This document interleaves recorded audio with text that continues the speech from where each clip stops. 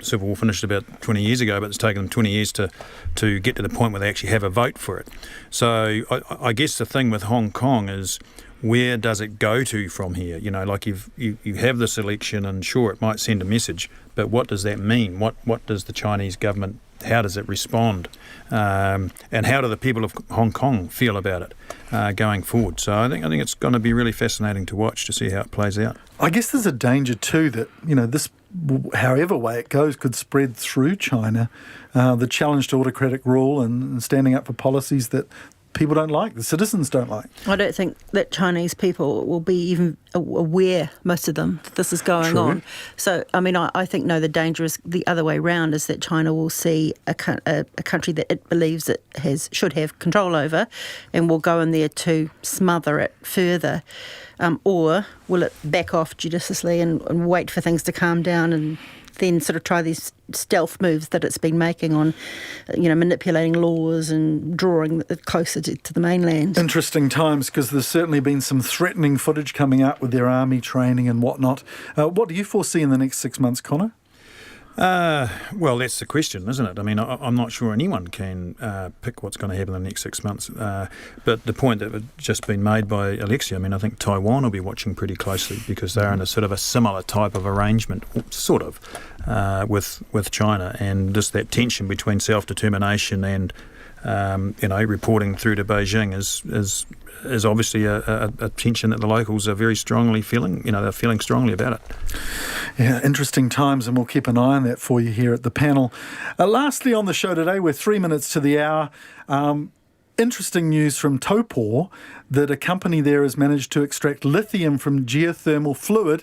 That could be a game changer in the way that the mineral's sourced. That looks fantastic. Did you see the story there, Alexia, on that one? Yeah, and I was reading some very, actually, surprisingly informed comments on the stuff site about it. So there's a fear, obviously, that this will in some way impact on the geothermal activity in Taupō, and it'd be awful if that happened. But it seems also that it's really not going to extract enough lithium to be a game changer, per se. It might produce us a nice little nest egg over the next few years, and great if it does, but I don't think it's going to be a world-beating export. Yeah, it was interesting. The story quoted the price of lithium at $10,000 a tonne. I didn't think that was too impressive. But I guess the great thing, Connor, is that this is a sustainable thing.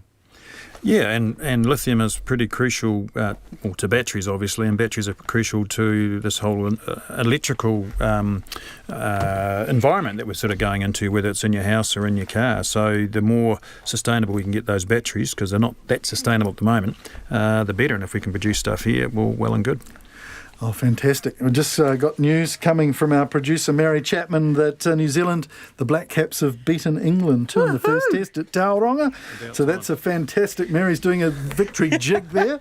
Well done. No, that's fantastic, isn't it? For once, cricket is not a waste of 5 days. And in the brand new test venue of Tauranga as well. Alexia and Connor, it's been fantastic having you on the show. Really appreciate your time. And tomorrow we're going to have a great story, keeping with the mining theme, about mining on the moon. Be sure to join us on the panel here on RNZ National.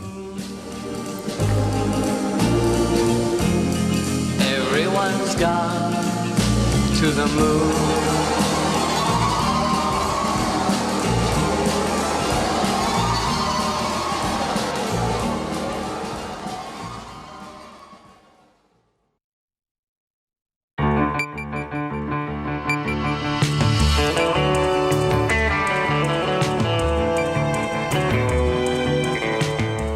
Kei te whakarongo mai koe ki te reo irirangi o Aotearoa. This is Checkpoint on RNZ National. I'm Lisa Owen.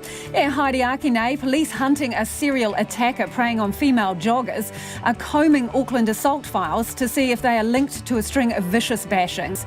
A father demands an apology from the Canterbury DHB after a 7-month-old son dies from meningitis after being sent home from hospital twice with over-the-counter meds. An investigation's underway after several people out Grace Millane's killer on social media, even though he still has name suppression. It's back to school for our reporter Nita Blake-Person, who tries really hard to see whether an NCEA Level 2 maths question adds up. And has Wainuiomata discovered its very own Banksy? Or is that Bloxy? You can watch us live on Facebook, Freeview Channel 50 and Sky Channel 83. RNZ News at 5. Kia ora, ko Susana Leata tēnei. The police investigating a series of vicious attacks on women on Auckland's North Shore have widened their inquiries to include West Auckland. They're also putting on more patrols on the shore to catch the man whose attacks they describe as appalling and marked by a high level of violence. All the assaults in the past few weeks have been on women using walking tracks. Last month, a woman in Murray's Bay suffered a broken collarbone and concussion when she was grabbed from behind and thrown to the ground.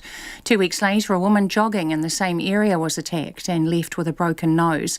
The police now believe the same man may also have assaulted a woman walking in Moya Park in West Auckland last month. The police have warned one person and 2 others are under investigation for naming Grace Millane's killer on social media during his High Court trial. The 27-year-old man was convicted on Friday of murdering the British backpacker nearly a year ago. Even though his name and any other identifying details are still suppressed, there have been some breaches of the suppression order on social media in New Zealand. Criminal barrister Todd Simmons says charges for breaching such orders are really laid. I think historically that really reflects the fact that court orders are treated seriously and they are certainly complied with as they should be. Criminal barrister Todd Simmons. The Chief Ombudsman Peter Bosher says New Zealand needs to address its dark underbelly of domestic violence. An event was held outside Parliament this afternoon to mark International White Ribbon Day, which calls for the elimination of men's violence towards women. The theme this year has been to challenge traditional ideas about masculinity that can lead men to suppressing their emotions. Judge Bosher, who's the patron of the White Ribbon Trust, says New Zealand is a great country, but it needs to get on top of its shameful violence record. New Zealand has yet to acknowledge and face up to and do something about the terrible incidents of domestic violence in this country, which in the family court I saw time and time again, orchestrated by men against women. The patron of the White Ribbon Trust, Peter Bosher. A Queensland woman has been charged with murdering her 2 young daughters who died on Saturday after being left in a car for several hours in temperatures ranging as high as 31 degrees. The girls, aged 1 and 2, were found unresponsive in the car parked outside their home in Waterford West, south of Brisbane. The ABC's Andre Withy reports. 27-year-old Kerry Ann Conley is charged with 2 counts of murder and drug offences, and the matter was briefly mentioned in the Brisbane Magistrates Court this morning. Premier Anastasia Palaszczuk has confirmed the toddlers were known to the Child Safety Department, which will conduct a child death review. The Queensland Family and Child Commission will also carry out a separate investigation. Andre Withy reporting.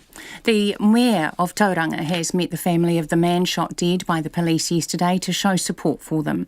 The man was shot at a house in the suburb of Bellevue after a prolonged standoff with the police. The Mayor, Tenby Powell, says he met with the man's sisters and a brother at the police station and they were very upset. I visited them to make sure that they knew that we cared and that we are deeply concerned for them, and to make sure that that they were doing as well as could be in the circumstances, and to reinforce to them that we are here to support them in any way they need. The Mayor of Tauranga, Tenby Powell. 10 climate activists are still on board an oil support ship in Timaru following the arrest of 8 others. The Scandi Atlantic has been occupied since early yesterday, but the police took action this afternoon. Alicia Foon has more. 8 protesters were arrested for trespassing, but some of those remaining have attached themselves to the ship's mast, high in the air, which is making it difficult to remove them. Greenpeace says those arrested are a mix of activists from different organisations fighting for action against climate change. The ship's owner, the oil company OMV, say it has government permission to be drilling in 3 locations, and the protesters are putting people at risk. The protesters have called on the Prime Minister to stop the ship's drilling plans. Ko Elisha Fern tēnei. The Mental Health Commissioner has rebuked a psychiatrist and a nurse for visiting the home of a patient who later sold one of them his house. The Commissioner says the pair breached the man's rights and failed to maintain professional boundaries. Hamish Cardwell has more. Kevin Allen says the nurse and psychiatrist went to the man's house to assess him after he discharged himself from a 5-day hospital detox program. During the risk assessment, they discussed the man needing to sell his house after a relationship breakup. He then sold the property to the psychiatrist, with the nurse making frequent contact to progress the sale.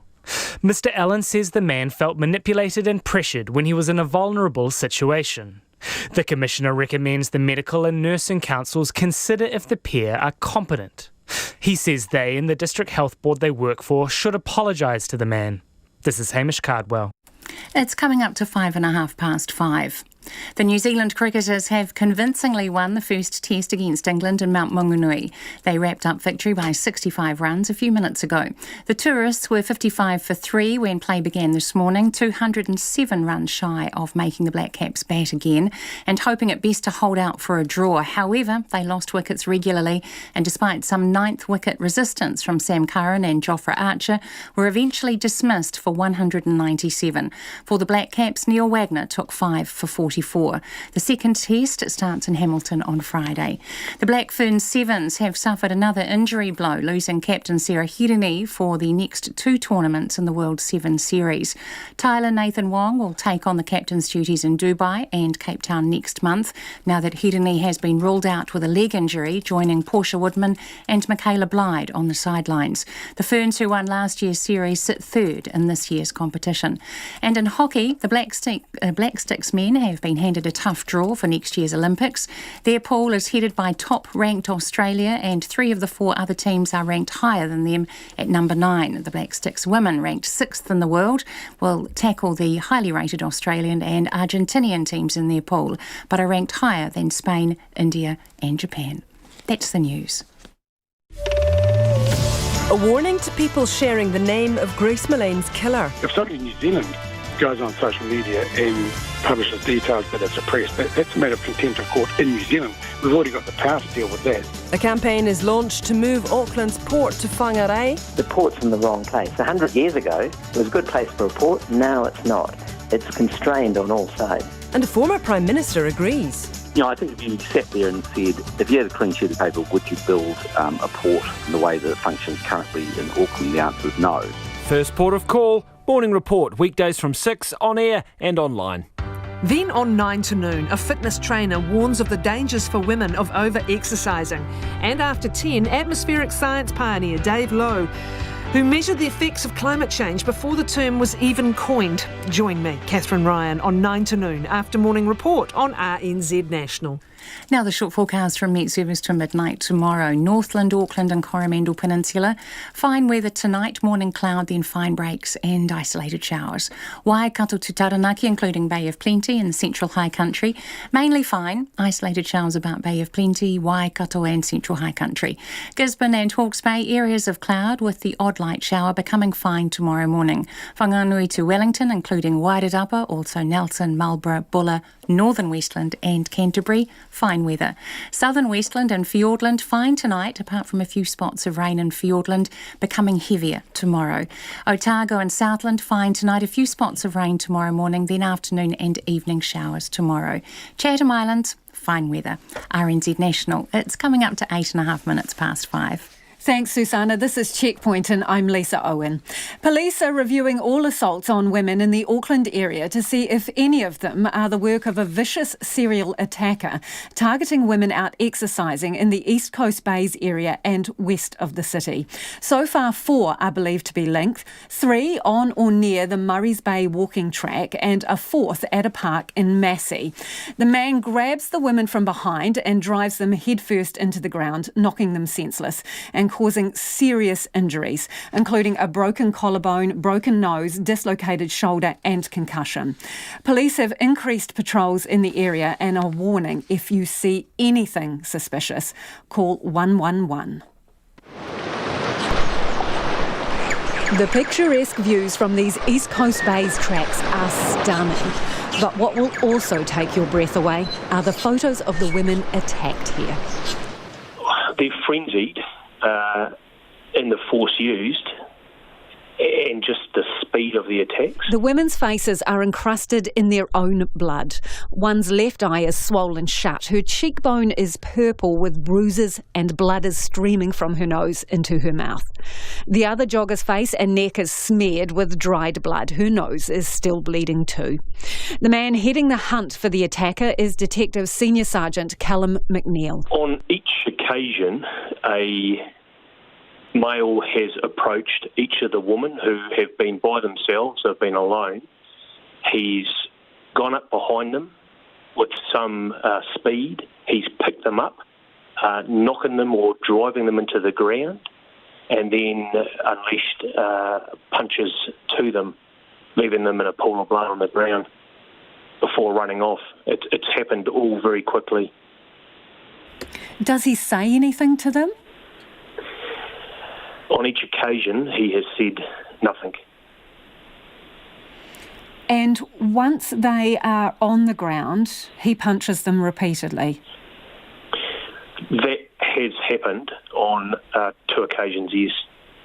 And has he tried to sexually assault them? Is there any suggestion these are sexually motivated attacks? Obviously, we're keeping an open mind as to that, but in particular around the East Coast bays, the tracks weren't very large, so there was sort of nowhere to potentially take the females. But like I say, we're keeping an open mind. There hasn't been anything sexually motivated in relation to those attacks. The series of attacks has happened over about 4 weeks, the first 2 on a walkway in the Murray's Bay area. It's a coastal path that hugs the hilltops and snakes around stylish beach houses. One of the women was jumped while jogging at 7:45 in the morning on October 10th. The other at 10:45 a.m. the morning of October 24th. The third attack was close by between Browns Bay and Beechwood Roads, November 8th, 4:40 in the evening. A woman just minutes behind the jogger found her roadside. She was in agony. She was on the berm. She was half sitting, and she was just holding on to her shoulder. And she had a sore ankle, she said, and I could see that she had bleeding from her knees and her elbows, and she was just in excruciating pain, absolute pain, and in shock. Was she able to give you a bit of an idea of what had happened? Yes, she was. What did she say? Yes. She had come up the stairs because from Browns Bay, and just as normal, she had her headphones on, and she saw a guy go past her down the steps, and she just kept on going, and then suddenly she just got hit from behind, and then as she fell down, he just pummeled her. He just laid into her with his fists. I just couldn't believe it. Just could not believe it. That in broad daylight, she had been hit by a stranger for no reason, and for absolutely no reason. The attacker appears to have an expansive hunting ground. Investigators now believe an assault on a woman in Moire Park in Massey on the 26th of October may also be his work. Exactly the same MO. The offender has run up behind her, grabbed her, driven her into the ground, and then punched her around the head several times before running off. What do you make of the areas that this person is striking in? Because obviously one set is East Coast Bays and the other Massey. Do you think this person is familiar with those areas, or what can you tell us about that?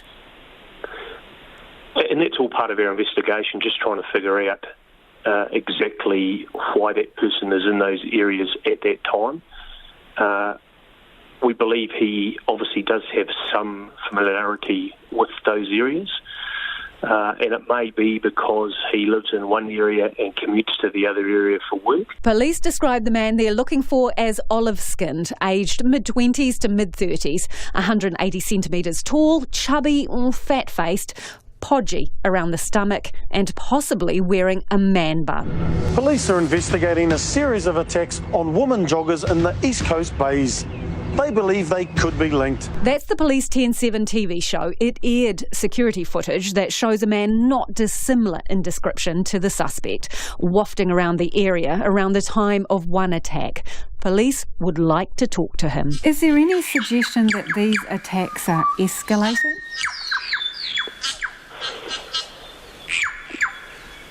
It's concerning that we've had 4 attacks.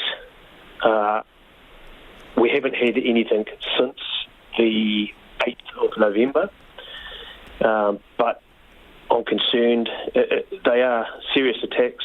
They're appalling, unprovoked attacks on unsuspecting women who are minding their own business out on these tracks, going for their walks or runs and exercising. Are you sure that there are only 4 attacks? What's being done to look at other incidents to determine whether there are any other connected assaults? Look, as part of our wider investigation, we're looking at all assaults on women in the Auckland area, just to see if there is any links. But at this stage, we're focusing on these 4, which we believe are linked. But you can't rule out the possibility that there are potentially more? Absolutely. Can't rule that out. In the meantime, do you think that women should avoid walking in those areas on their own? Just, again, we're not going to tell women what they can and can't do. We just want them to be alert, to be aware of their surroundings, to have a look around them, and if they do see anything suspicious, to report it immediately to the police.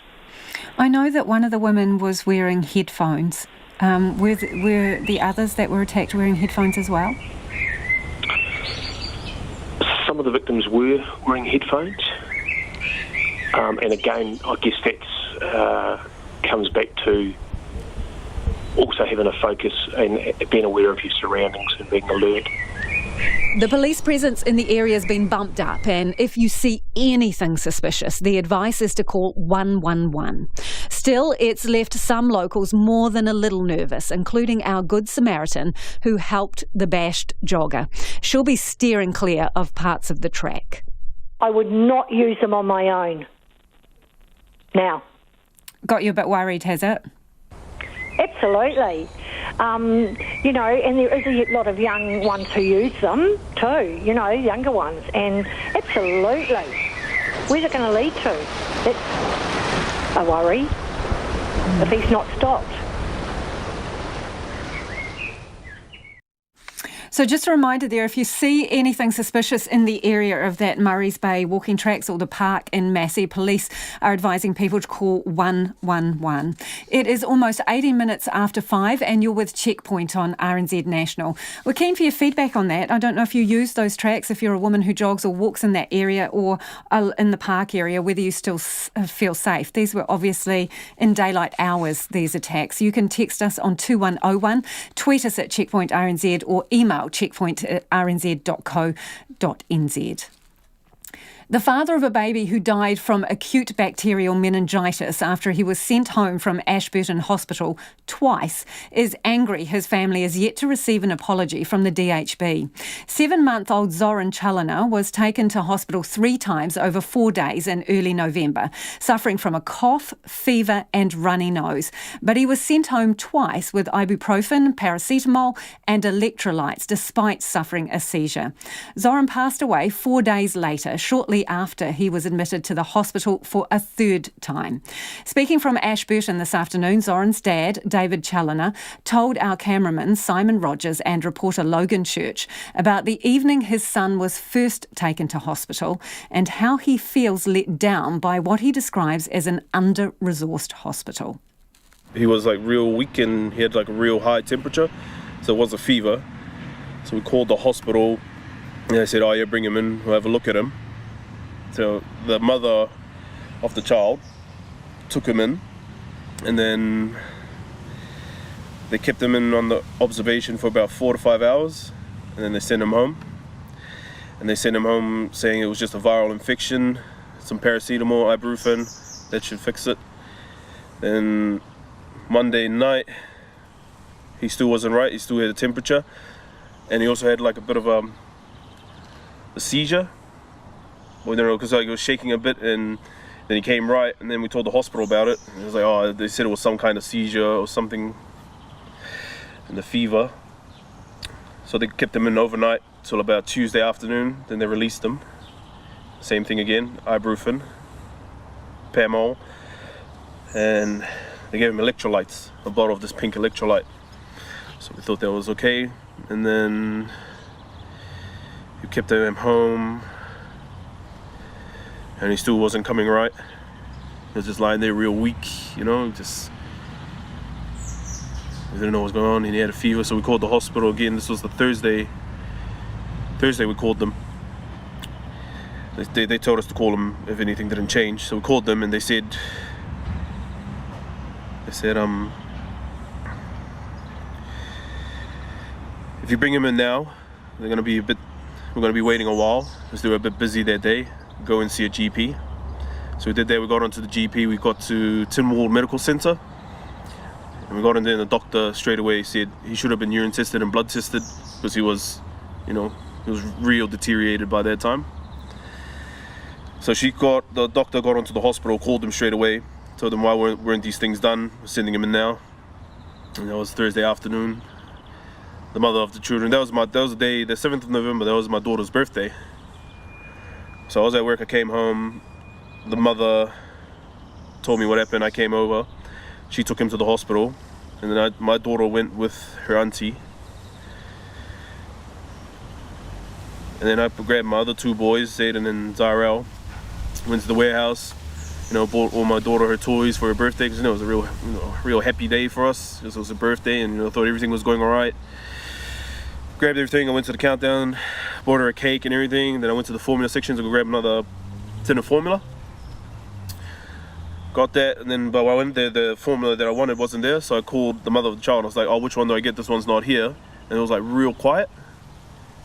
I was like, hey, what's going on? And she's like, oh, he's not doing okay. Hit me straight away. I just hung up, dropped everything, and I just ran in my car, shot off to the hospital. And as soon as I walked through those doors, because I had the baby, the twin, I had Zan with me, my two boys. And as soon as I walked through the door, the nurse came through, gave the kids to her. I went into the operating room, and I could just hear him, like they had him all hooked up and stuff, like all these wires and stuff running through him, and he had a mask on his face, and he was just breathing like really trying to fight for his life, And like I said before, like as a father, you know, there's nothing harder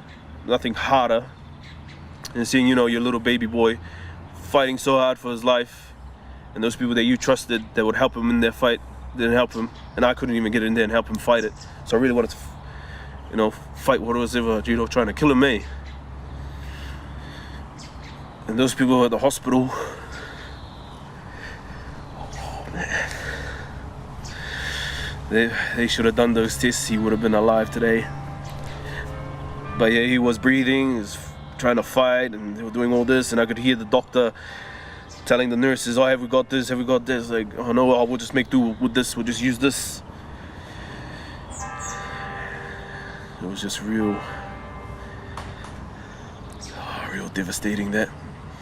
But yeah, then they said, like 20 minutes in when we got there from when they were doing all that, they had a pediatrician up on a screen, and he was on the camera looking, and then he said when I got there 20 minutes, he was like, oh, the helicopter's on its way. When I first got there, the helicopter's on the way.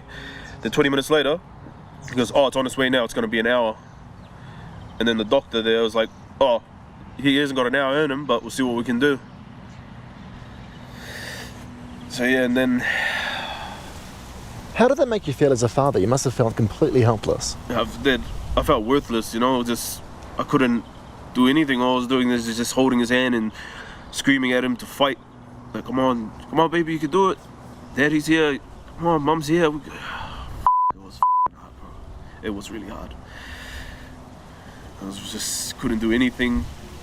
And I was relying on those people, you know, to bring him back or do something,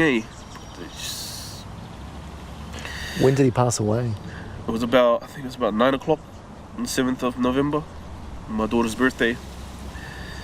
It's really sad because the day of her birthday is the day her brother died. And it's gonna stick forever, I'll give anything to have him back, you know, especially that day. So the doctor's like, what do you need? Here, take it from me, you know? Take my heart, take whatever you need. But they couldn't. So yeah, I was really angry, really angry at their hospital. I can tell. That shouldn't have happened. Well, I want something done about it. I want something done. Haven't even received an apology or anything from them. We got it from the doctors. We didn't get it from the DHB or anything else. Didn't get any information. All we got was the coroner's report. You know? And what did the coroner's report say? It was an early report. It said acute bacterial meningitis streptococcus or something. We still haven't received the death certificate, but I called the undertaker and he said he received it today. So hopefully we get that today off him. So apart from contact from your family doctors, have you heard from anyone else at the hospital? No, no one. And that's David Challoner talking to Logan Church there.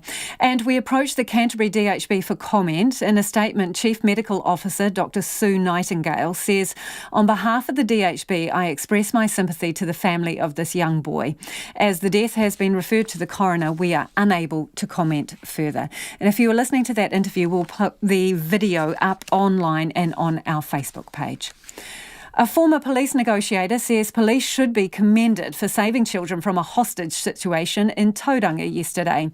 The police shot a man dead after he was holed up for 15 hours, holding 2 young girls hostage, aged 4 and 6 years old.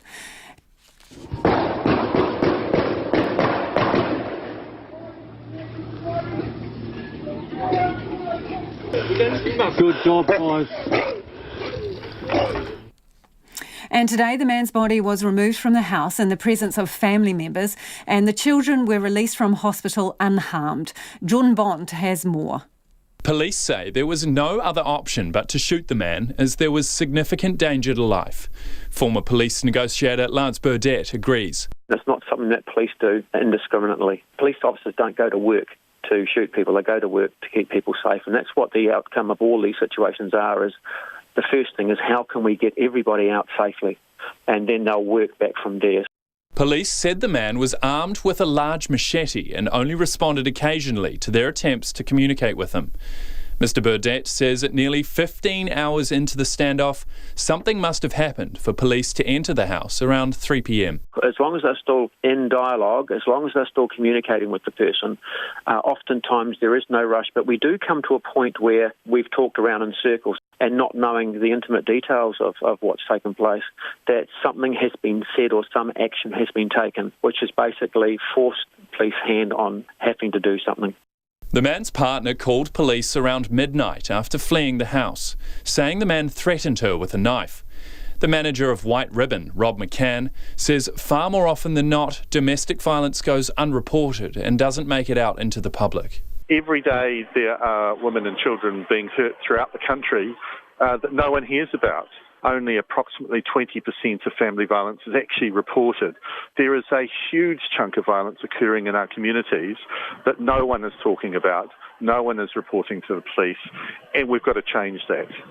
A psychologist, Sarah Chatwin, says the horrible event will impact everyone involved, but especially the children who might not be able to process it well. You know, they might be withdrawn, non-talkative, or perhaps in some cases they're very manic and they can show the extreme ends of the continuum in terms of behaviours because they're just trying desperately to make sense of a situation that just doesn't make sense.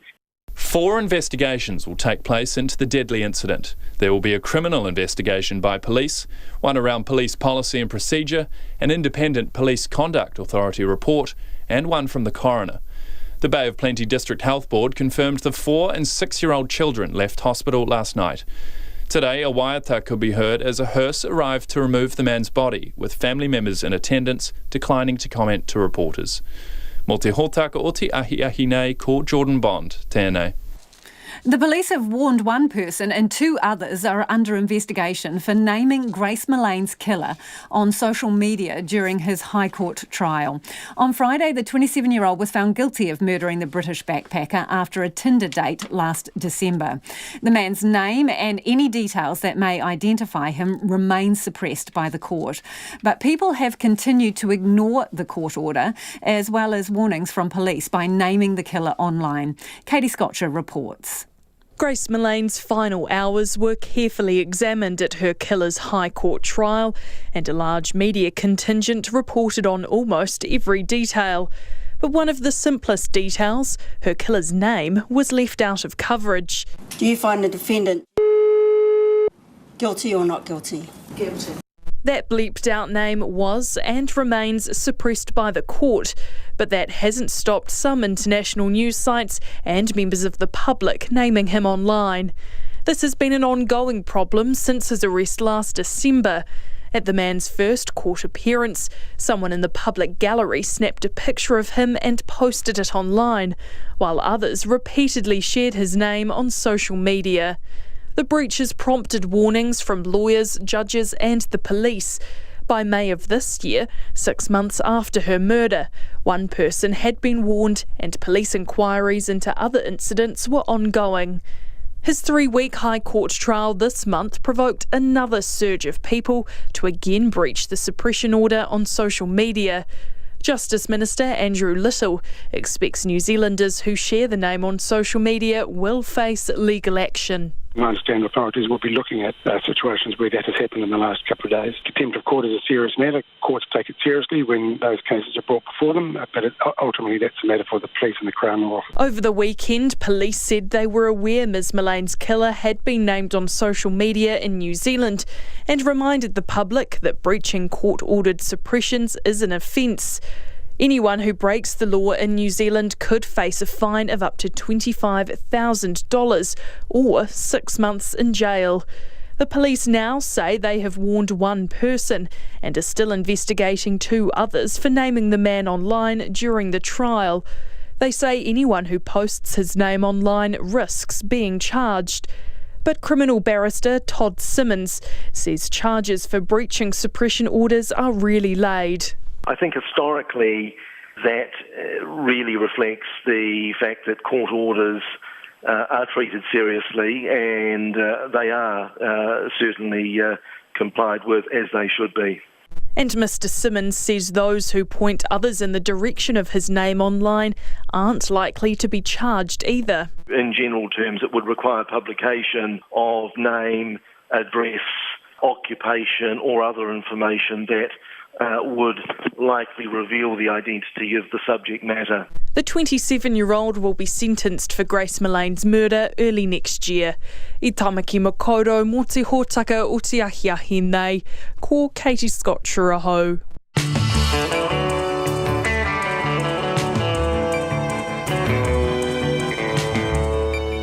Coming up on Checkpoint on RNZ National, the Black Caps have beaten England in their first test match at Tauranga's Bay Oval. All-rounder Mitchell Santner joins us, and farmers have until next winter to clean up their grazing.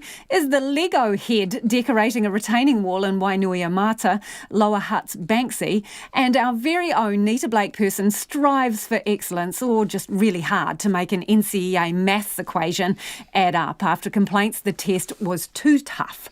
We would love to hear from you about anything you've heard so far on the program this evening. You can text us 2101 or you can tweet us at Checkpoint RNZ or send us an email. The address for that is checkpoint@rnz.co.nz. Let's go now to the headlines with Susanna. The police have widened their investigations into a series of vicious attacks on women on Auckland's North Shore to take in West Auckland.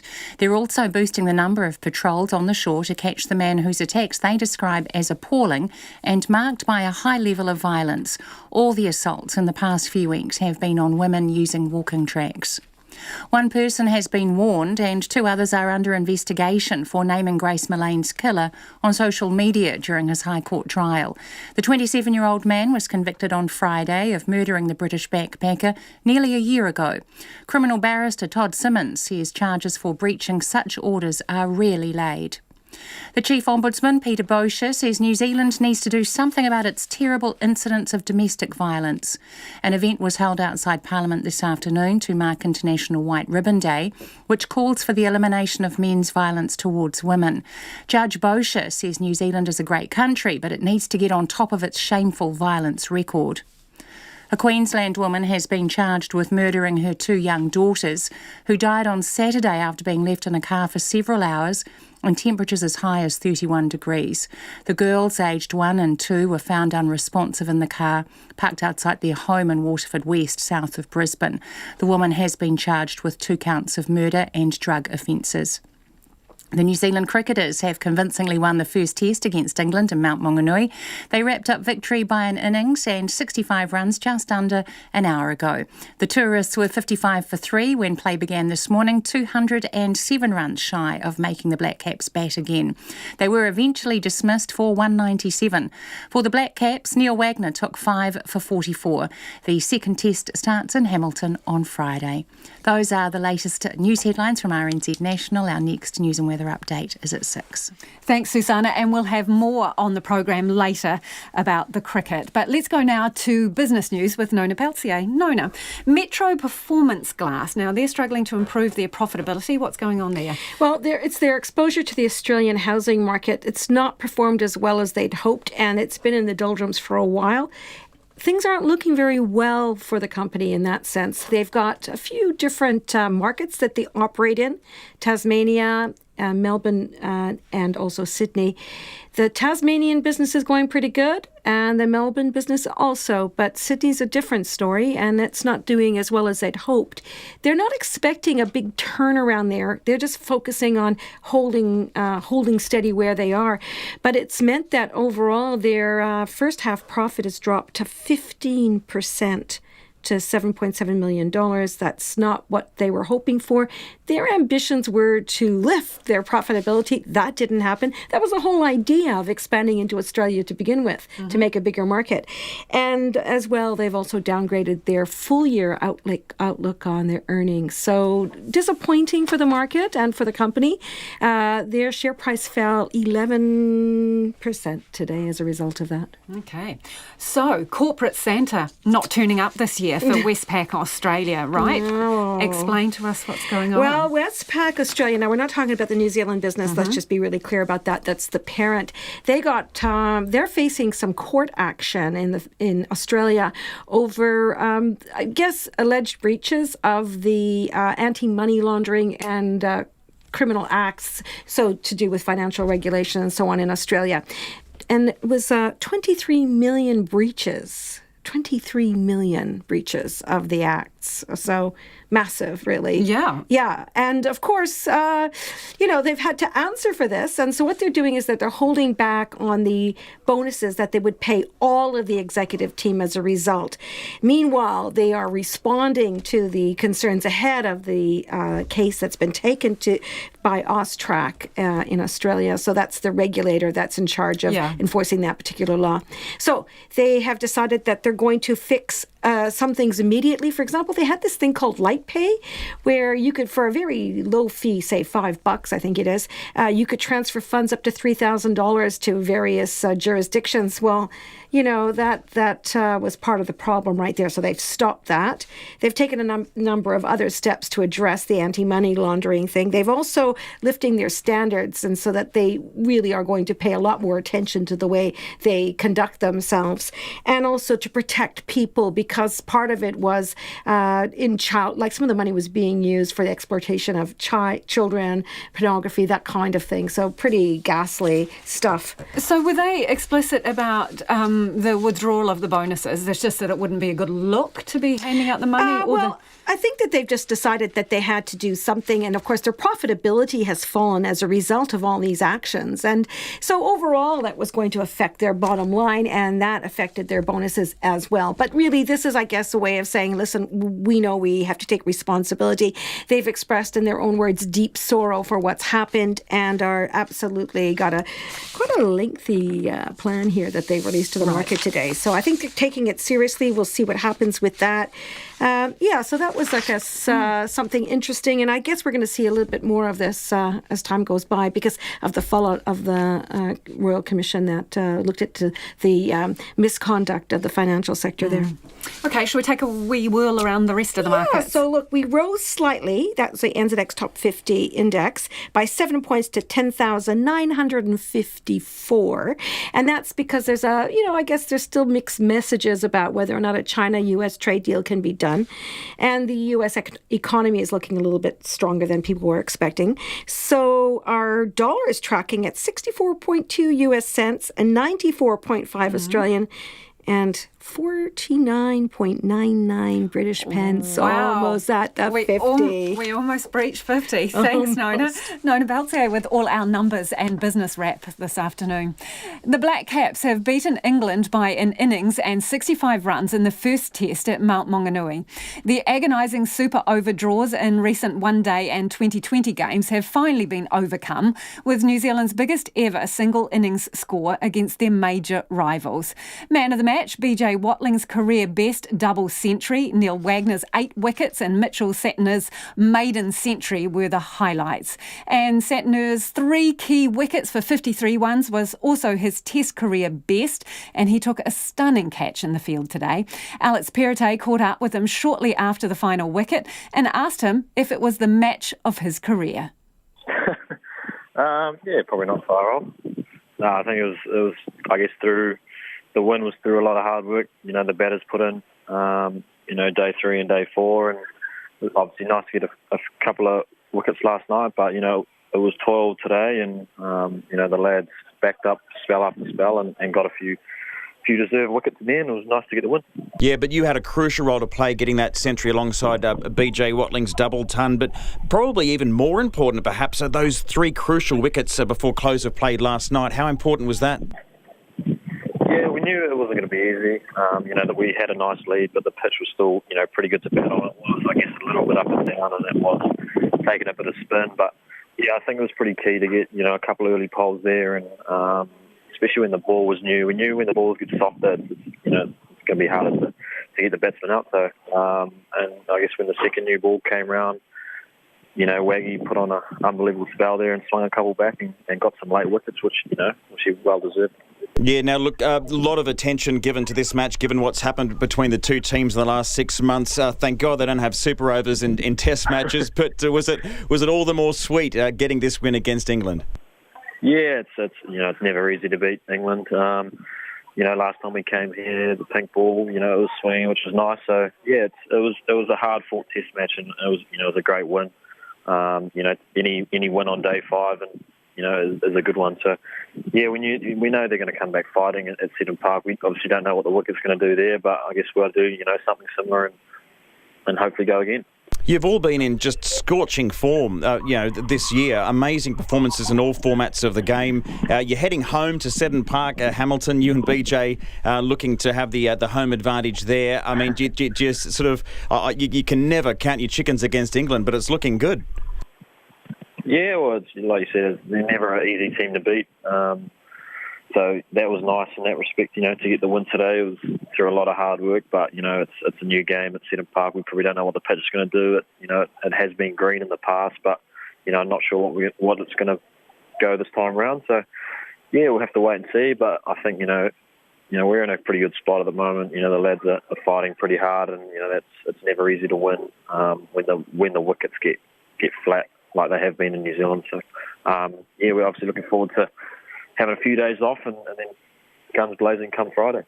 And then shortly after that, another short turnaround and you're across the ditch. Some big tests in some amazing places there in Australia. That Boxing Day test at the MCG. What's the biggest thing? I mean, not looking too far ahead, but what's the biggest danger there playing Australia at the moment? Yeah, they're a very good team at home. Their bowlers, that little bit of extra bounce is probably going to be the big thing. We're not used to as much here, so we have to adapt pretty quickly. And it's the start of, I guess, a five test matches for us, which is, not easy for everyone involved. So, hopefully we can go well again at Seddon Park and then move on past the series and go again. Look forward to playing a tough Aussie team at home. An amazing performance by you and the team. Just before you go, Mitchell, take us through that screamer of a catch, that classic catch to dismiss Pope today. What was going through your head, if anything? I was just happy to be, in a catching spot, rather than being on the fence. It was pretty tired, to be fair, bowled a few overs. But, yeah, it was one of those ones that stuck out the right nick and it stuck. So, it was at the start of a very good spell from Wags, and we knew that, it's not easy to start on a wicket like that. So if we could get, a wicket every now and, we knew they were going to build partnerships at some stage. So, but, we were able to go bang, bang a couple of times, which was pretty key. And that was Mitchell Satner there with Alex Perrottet. And I'm not sure who was more excited, Mitchell or Alex. Farmers have until next winter to clean up their act when it comes to winter grazing or face beefed-up regulations.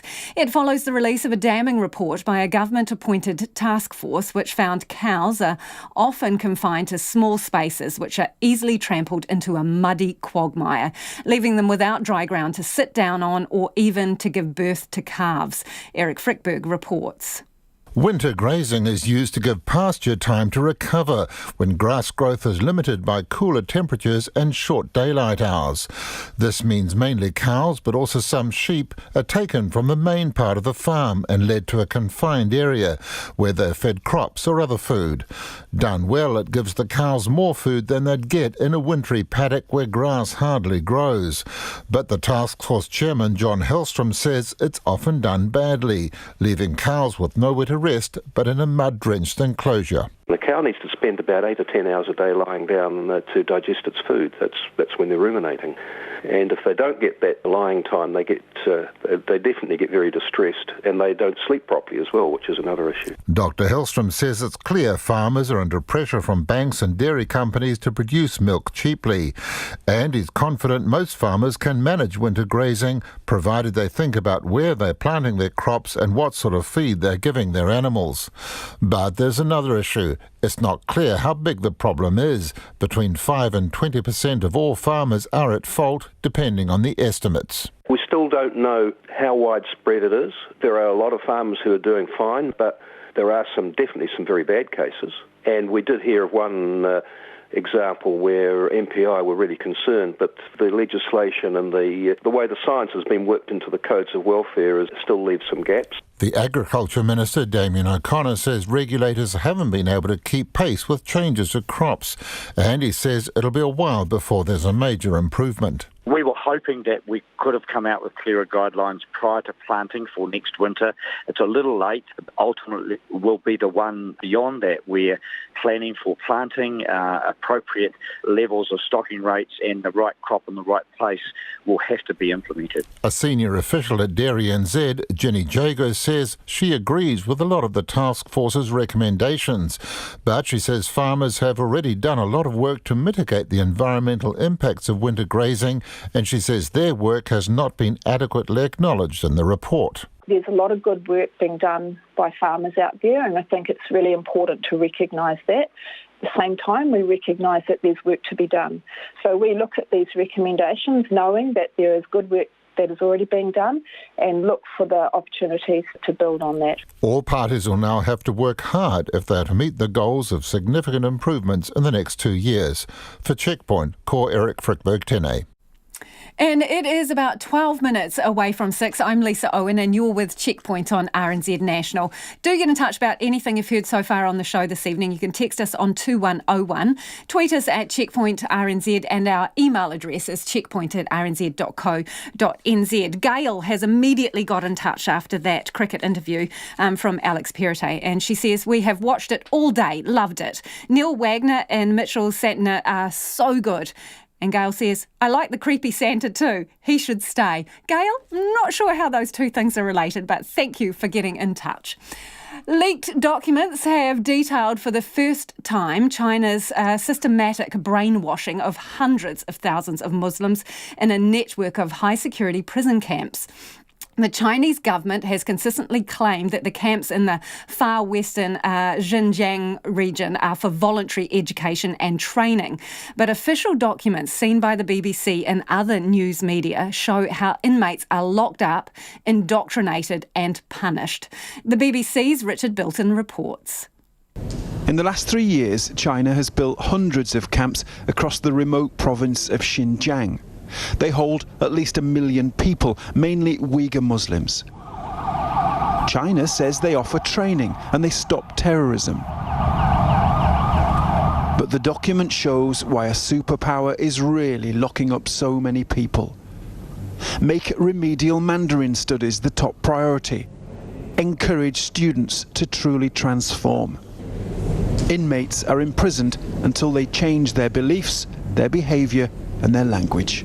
Ben Emerson QC is a legal advisor to the World Uyghur Congress. It's very difficult on that scale, with more than 1 million people in those conditions, to view that as anything other than a mass brainwashing scheme designed and directed at an entire ethnic community. The Chinese ambassador in London refused to answer our direct questions about the camps. Good morning. Last week he called a press conference about Hong Kong, but I wanted to know about the camps of Xinjiang. I wrote to you this week, sir, actually, about the camps in Xinjiang. I know that they are prison camps. Why won't you tell me the truth about those camps? First of all, I would say there's no so-called labor camps, as you describe. There's what we call vocational education and training centers. They are there for the prevention of a terrorist. With respect, sir, what you're telling me bears no relation to what I've seen. The document, so-called document you're talking about, is a pure fabrications. Don't listen to fake news. Don't listen to fabrications. The documents are not fake news. They're evidence of crimes against humanity.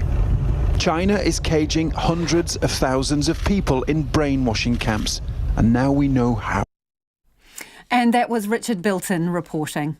To the US now, and the American businessman and billionaire Michael Bloomfield has officially announced he's running for President of the United States. In a statement, the former New York City mayor said he was standing in the 2020 election to defeat Donald Trump and rebuild America. Mr. Bloomberg joins 17 other candidates vying for the Democratic nomination. The BBC's Chris Buckler filed this report from Washington. Trump says he wants to run the nation like he's running his business? God help us. Michael Bloomberg said he was running for president to defeat Donald Trump and rebuild America.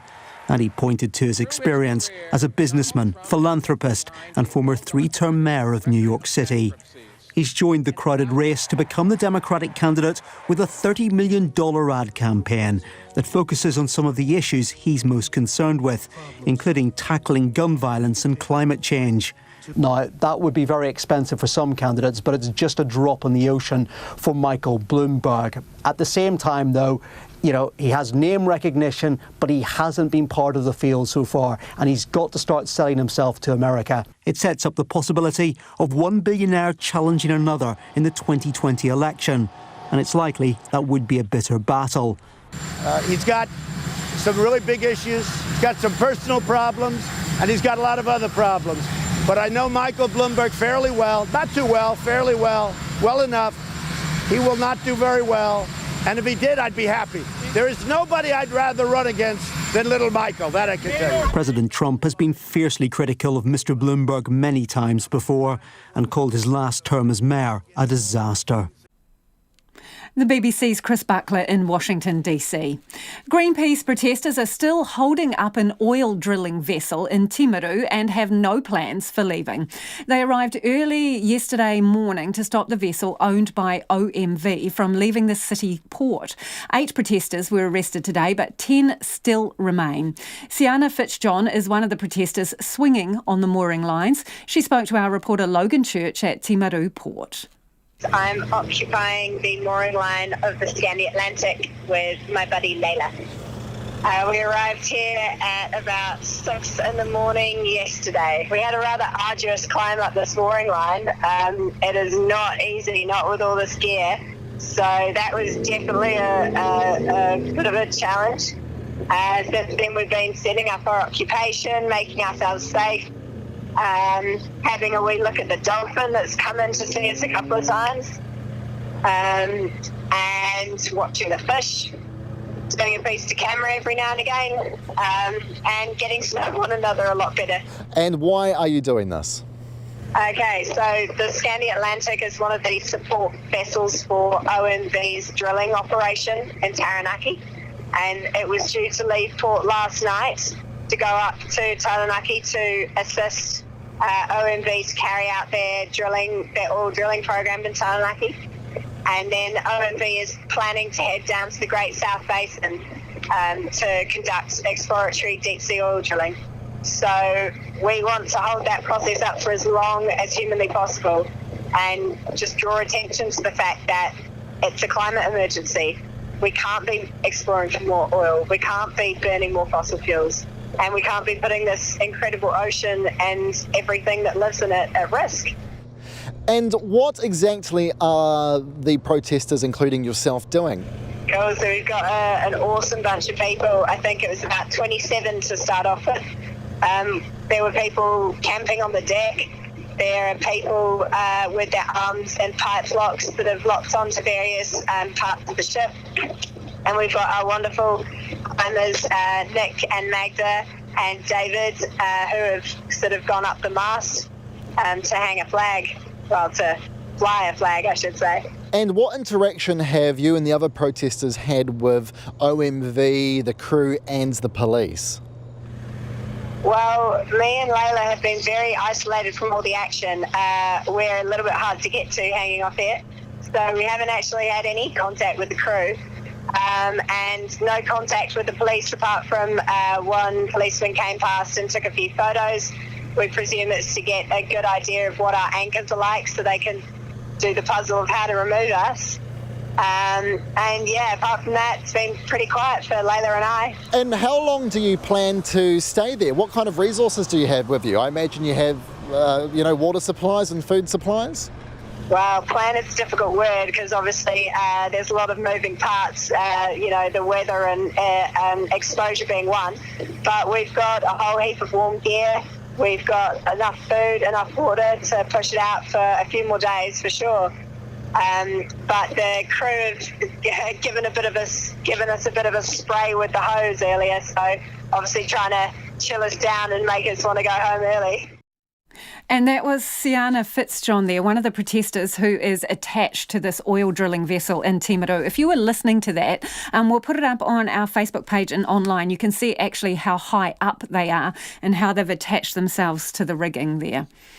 A curly question in last week's NCEA Level 2 maths exam has prompted dozens of complaints, with a university maths professor saying those who put the test together messed up. The question asked students to work out the area of a section of a shape, but the answer was geometrically impossible. My head is hurting already. NZQA has received 27 complaints so far, but while it has admitted there was an error in the question's design, it says that would not have prevented students from attempting it. Our cameraman, Nick Monroe, and reporter Nita Blake-Person visited Padraig Bartlett, a mathematics professor at the University of Auckland, to get him to crunch the numbers. When you first come across this problem, does it seem hideously hard? It has two things that are fishhooks. One is that when you solve the problem, you get something that's geometrically impossible. And that is going to be a fishhook for really clever kids. They're going to try to solve the problem. They're going to be like, oh wait, this is impossible. And then go back and recheck they're working 3 or 4 times. That's rough on them. The second thing is the way the diagram is written out is misleading. It makes it look like this side length, the shaded rectangle, is x minus 4. I think that students from a lot of different levels are going to just make an algebraic mistake here, and it makes the problem much harder. And so it's a thing where a mistake that doesn't, a very trivial mistake, a mistake that really doesn't involve any change in your reasoning, makes the working so much harder, where it's going to be hard for those students to do well, even if they understand the material. Right. Because having just worked through this, there is a lot of explanation and working that is required, which would have led you, as you've said, to an excellence. But even when you get to that point, It's confusing. Yeah, no, there's a lot of layers going on here. Did it seem like an unfair question? I think that if it was geometrically possible and you rearrange these sides, we do ask questions like this pretty consistently. So I don't think it was, outside of those things, I think it's reasonable. I do think that those things push it over the edge a bit. If you were in an exam, you picked up the paper and you were to work this out, are you able to quickly show me how quickly you could do that? Feel free to explain your workings. Sure. But in like, shoo. Right, okay, so bottom is x, right-hand side is y minus 8 plus y minus 2, 2y minus 6. These sides have an unknown, I don't know what it is, so I'm gonna ignore that for now. Area here is... That would have taken you 5 minutes? I think so. Do you think it was fair for NCEA to word it that way, or is this something that was maybe a little bit more than teenagers' brains deserve to be coping with at that particular moment? I think that, I wouldn't say that any of the wording is unfair. I think the diagram is misleading. And I feel like if you're trying to test teenagers' understandings, you don't label it like that. I don't think it's intentional. I think they just messed up. And I think if you talk to people who wrote this problem, they'll be like, oh yeah, no, I should have switched it around. And they'd be fine with that. Check out his workings on our Facebook page. RNZ News at 6. Ngā mihi nui, ko Susana Lei Ātawa tēnei. The police are reviewing all assaults on women in the Auckland area to see if any of them are the work of a serial attacker targeting women out exercising in the East Coast Bay area and west of the city. 4 attacks are believed to have been carried out by the same man, 3 on or near the Murray's Bay walking track and 1 at a park in Massey. The man grabs the women from behind and drives them headfirst into the ground, causing serious injuries, including a broken collarbone, broken nose, dislocated shoulder and concussion. Detective Senior Sergeant Callum McNeil says other assaults could be linked to these. As part of our wider investigation, we're looking at all assaults on women in the Auckland area, just to see if there is any links. But at this stage, we're focusing on these 4, which we believe are linked. Callum McNeil says the attacks are appalling and he's urging women to be alert when they are out jogging. A former police negotiator says the police should be commended for freeing unharmed the children taken hostage in Tauranga yesterday.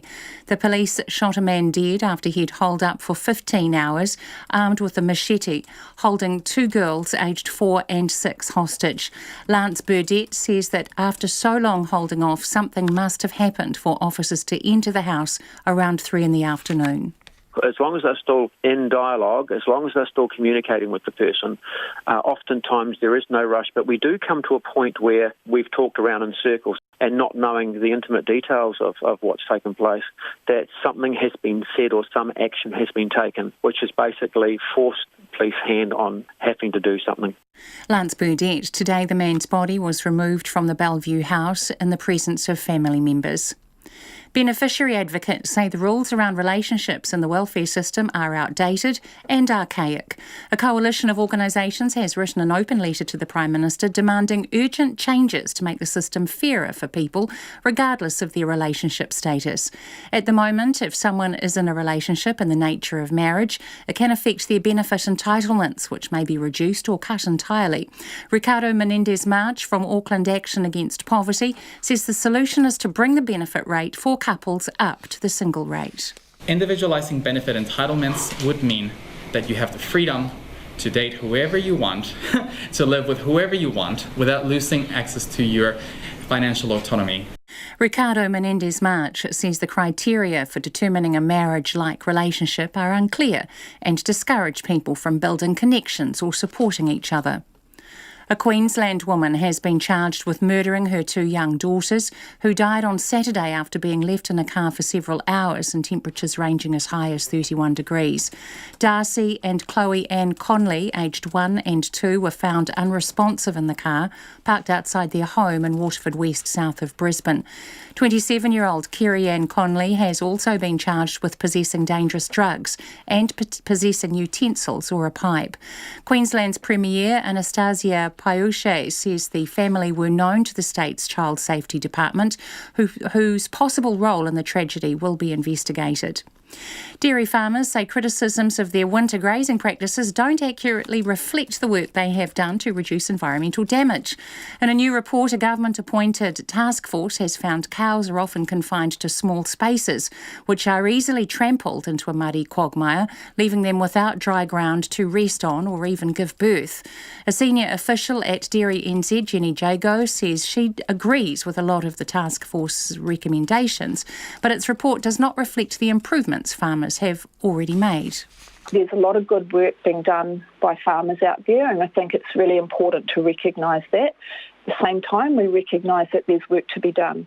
So we look at these recommendations knowing that there is good work that is already being done and look for the opportunities to build on that. Jenny Jago of Dairy NZ. A construction company has been ordered to pay more than $150,000 in reparations after a worker was paralysed from the chest down following a 2-metre fall onto his head. WorkSafe says the man was building the roof of a garage in Whangarei in March last year when a bundle of roof supports fell onto the plank he was standing on, knocking him to the ground. It says Build Northland failed to put appropriate controls in place and exposed the man to the risk of serious injury or death from a fall. The company was sentenced in the Whangarei District Court under the Health and Safety Act. Pro-democracy candidates in Hong Kong's local elections have made unprecedented gains in the first electoral test after months of protests against the territory's pro-Beijing leadership. Opposition candidates have so far won 17 out of the 18 district councils. This report from the BBC's Jonathan Head. Opposition supporters are jubilant after a dramatic victory over the pro-government parties who usually dominate local elections.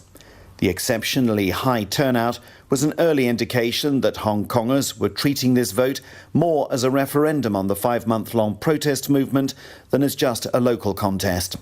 Across the territory, young first-time candidates, many explicitly aligning themselves with the protesters, unseated established politicians who backed the government. Jonathan Head in Hong Kong. A large cargo ship carrying 14,000 sheep has overturned off the coast of Romania and rescuers are scrambling to save the animals. The Queen Hind capsized after leaving the port of Medea on the Black Sea coast. All crew members, 22 Syrian nationals, were rescued. At least 32 sheep found swimming near the Palau-flagged ship have been rescued, but many are believed to have drowned.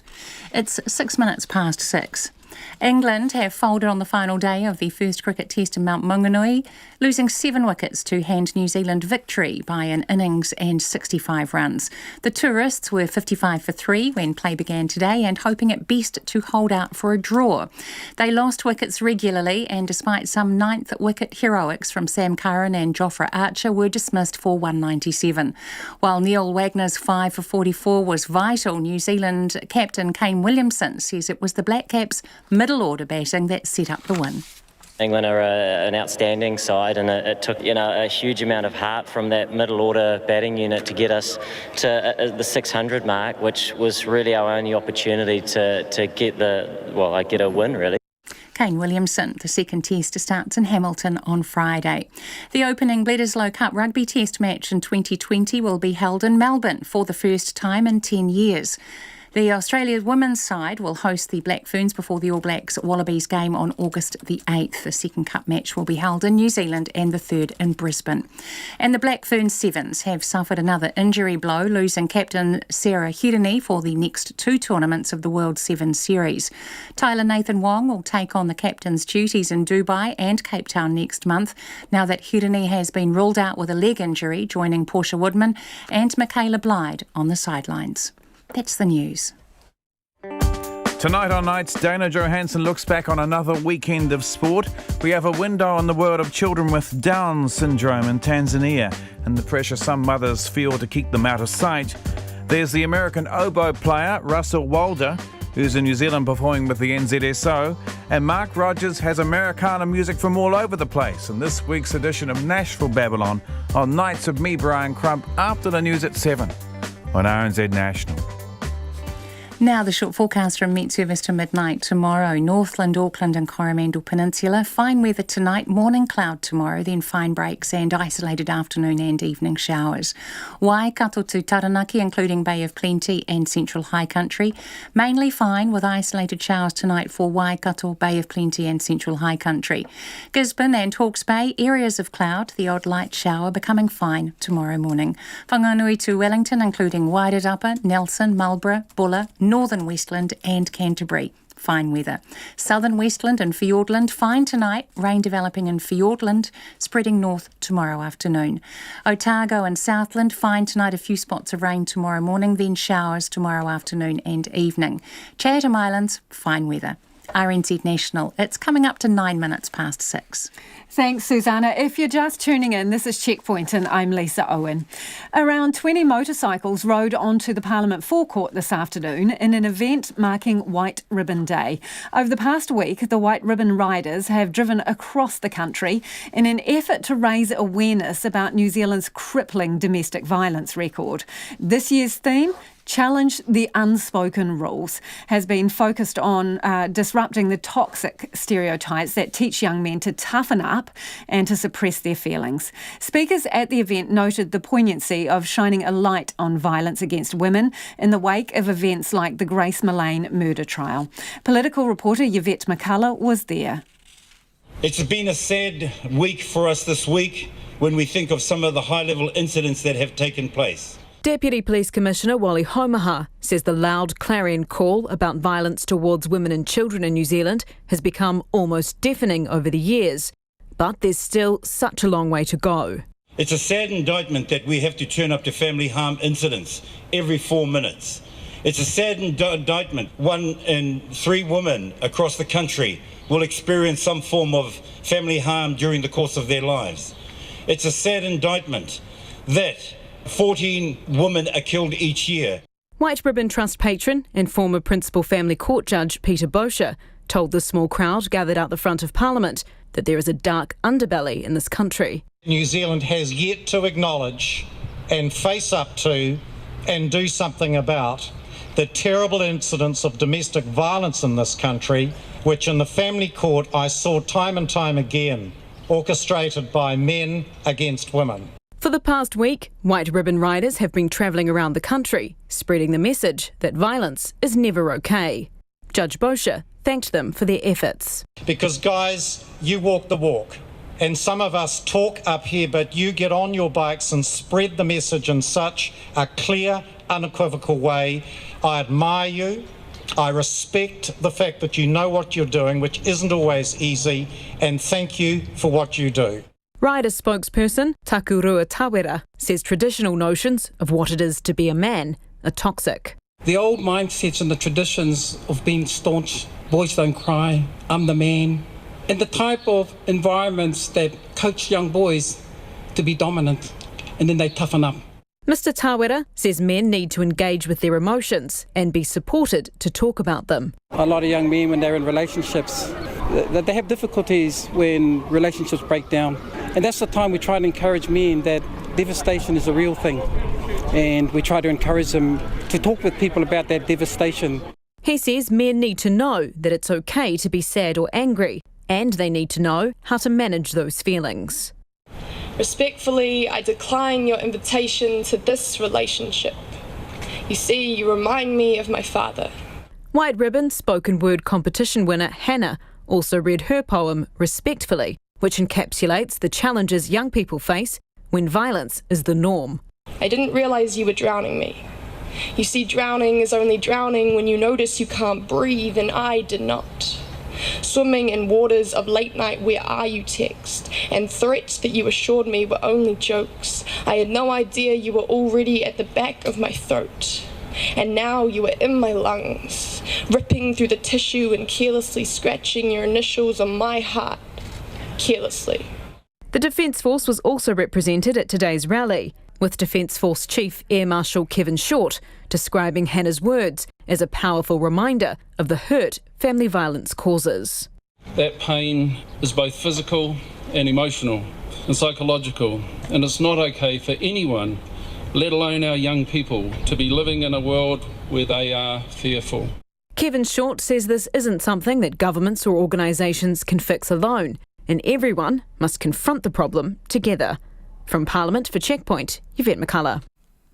A coalition of NGOs is demanding the government make urgent changes to the way relationships are treated in the welfare system. It comes as at least one beneficiary claims she was forced to lie to WINS about her living arrangements to get more money to make ends meet.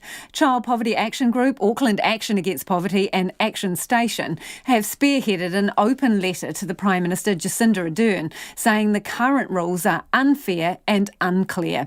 And the beneficiaries themselves say it's their children who are missing out. Our social issues reporter Sarah Robson explains. Agnes Margele admits she made some poor choices when she was struggling financially. She always followed the rules and she told Work and Income when she got back together with the father of her children. But she says it was hard to make ends meet on the couple's benefit rate. Our financial situation went from bad to worse. So I made the decision, it was better that we go sole parent, just say that we've split, because you get a hell of a lot more being on the sole parent than you are as a couple.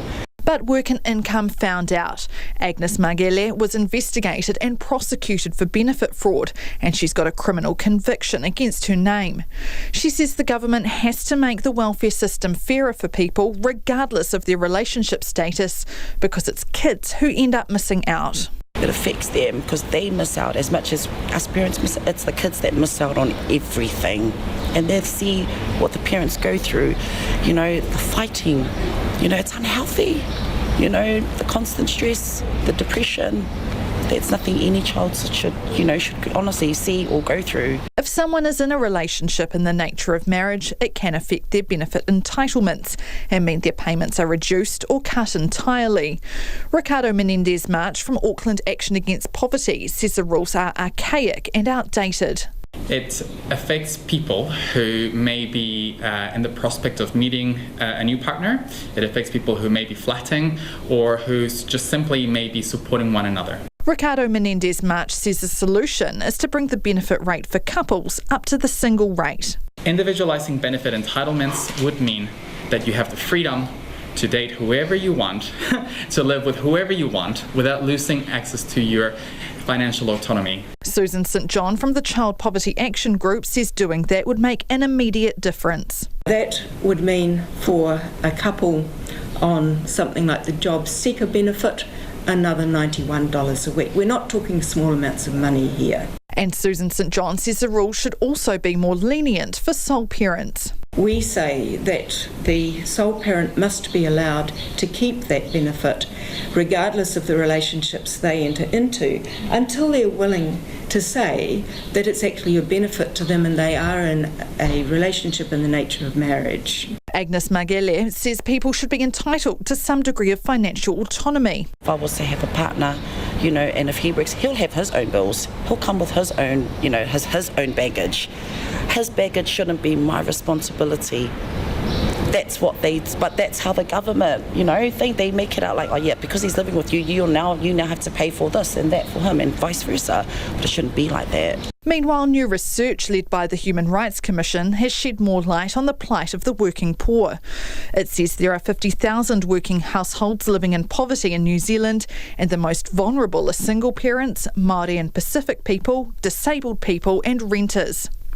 Equal Opportunities Commissioner Saunoa Malei Karanina Sumeo says action is needed to improve these people's lives. We can't wait for more data. We've got enough data for us to do something, and we need to do it urgently.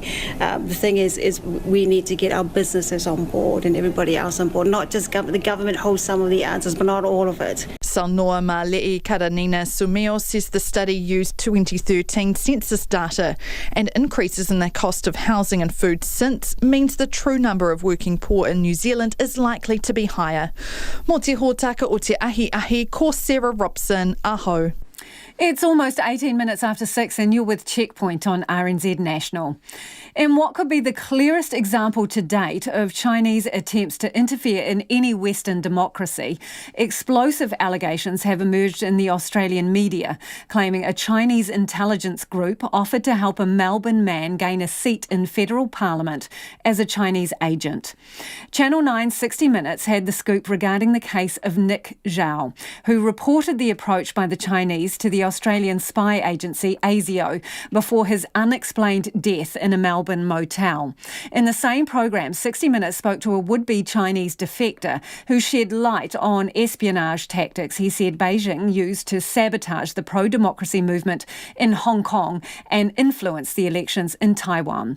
The ABC's Alexandra Beach has more. Nick Zhao's described as an easy target for cultivation by foreign spies, a Melbourne luxury car dealer who reportedly had financial problems and owed money to shadowy Chinese investors. I heard that he was a 32-year-old Melbourne resident, cultivated by the Chinese government to run as a Liberal Party candidate in the Commonwealth Parliament, and Nick Zhao is now dead. That's Liberal MP Andrew Hastie, the chairman of the Parliament's Intelligence and Security Committee, speaking to 60 Minutes. The program last night reported Nick Zhao disclosed the Chinese offer to ASIO about a year ago. Then in March, he was found dead in a Melbourne motel room. His cause of death has not been determined. Well, this isn't just cash in a bag, given for favours. This is a state-sponsored attempt to infiltrate our parliament using an Australian citizen and basically run them as an agent of foreign influence in our democratic system. Andrew Hastie wants a thorough investigation into Nick Zhao's death, and in a statement, ASIO's Director General of Security, Mike Burgess, says the spy agency was already aware of this matter and has been actively investigating. He's again stressed the threat posed by hostile foreign intelligence activity. The Prime Minister's office and Liberal Party headquarters have both issued statements saying they take these allegations very seriously. This all comes as Nine has also spoken with a would-be defector, Wang Licheng, who claims he worked as a Chinese spy. I know very well that the Chinese Communist Party can never be trusted. Once I go back, I will be dead. Wang Licheng has shed light on espionage tactics he says Beijing used to sabotage the pro-democracy movement in Hong Kong and influence the elections in Taiwan. He says his former spy boss had direct dealings with Wang Zhangmo, the businessman kicked out of Australia over his alleged ties to the Chinese government. But he's indicated that's just the tip of the iceberg. And residents in northern New South Wales are again on alert as the massive Mile Creek fire between Coffs Harbour and Byron Bay has today been raised to emergency alert level.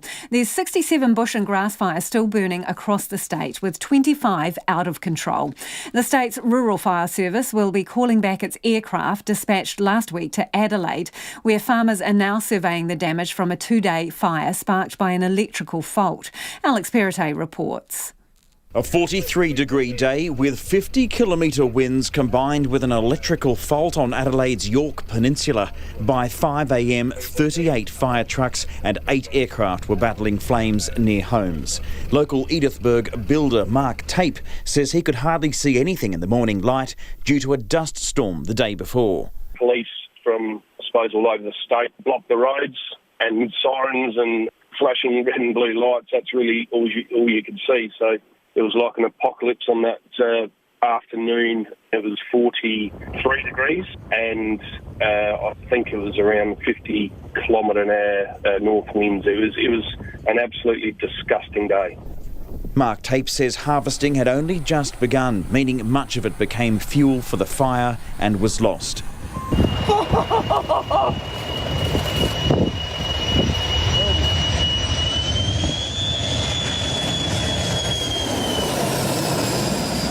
He says thankfully a plane was available to drop the iconic pink fire retardant to protect farms and homes. The big bomber, the 737, came from, I believe, New South Wales, which spread fire retardant at the back of the town. It already had hit the back of the town at that stage, but it was creeping towards basically more houses. So the bomber left the fire retardant to try and slow the burn and give the farmers and the CFS a bit more time. Yorktown farmer Joel Schmidt says it was hard to fight the fire with such strong winds. It was so catastrophic.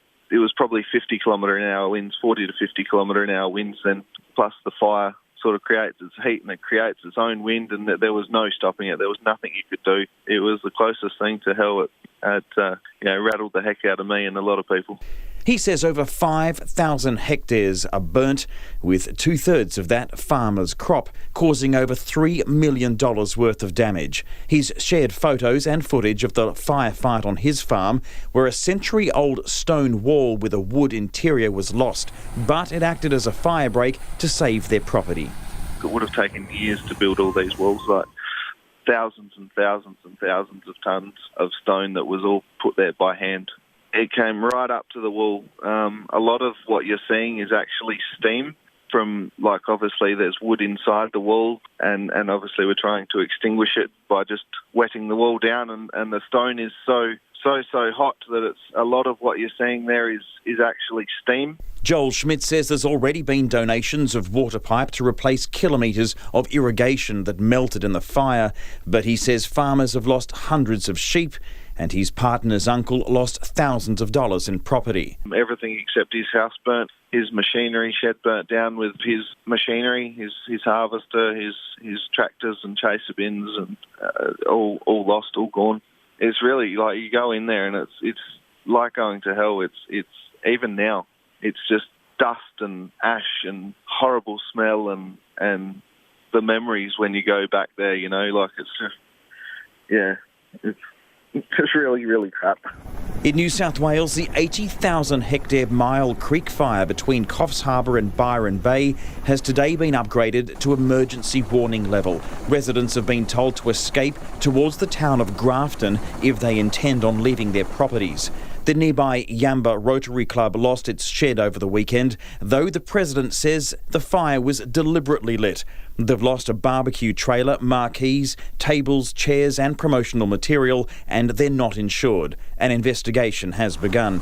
A joint federal and state government $48 million fund was announced yesterday for bushfire recovery, which will include grants of up to $15,000 for small businesses and farmers. There's over 1,300 firefighters in the field in New South Wales today, among them a bolstered team of New Zealanders. They'll be facing stronger winds tomorrow, which forecasters say will prove challenging. For Checkpoint, Alex Perrottet. It's not your typical Lego creation, but one by one, giant spray-painted Lego heads have been popping up, brightening a boring concrete retaining wall near the Lower Hutt suburb of Wainuiomata. The artist, dubbed the Wainuiomata Banksy, has so far stencilled on 9 block characters, with locals who drive over the hill each day really eager to see what the new one might be. And the artwork now is also drawing in curious out-of-towners. But who is Banksy, or Blocksy, should we call him? Reporter Emma Hatton and visual journalist Dom Thomas went to investigate. A mysterious masked maverick brightening up a boring retaining wall at the base of the Wainuiomata hill. It's an otherwise unremarkable part of the Hutt Valley, and not exactly the kind of location an artist, looking for exposure, might choose to canvas. But this artist isn't in it for the recognition. As an artist, you sort of kill for exposure. It's quite cutthroat in the industry. So, but I want to keep it anonymous. For me, it's more about the community, less about the artists.